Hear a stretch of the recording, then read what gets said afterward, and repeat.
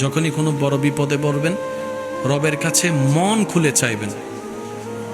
নবী বলে, দুনিয়ার মানুষের কাছে মানুষ যত চাইতে থাকে মানুষ তত বিরক্ত হতে থাকে।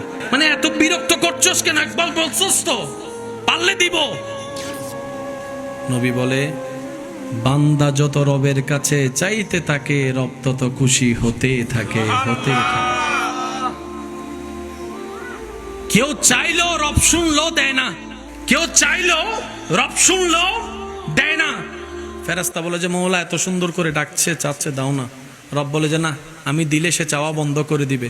তার চাওয়াটাই আমার সুন্দর লাগতেছে, তার ডাকটাই আমার সুন্দর লাগতেছে, তার তাহাজ্জুদ পড়াটাই আমার সুন্দর লাগতেছে, তার কান্না করাটাই আমার সুন্দর লাগতেছে। আমি আল্লাহ আরো দেখতে চাচ্ছি।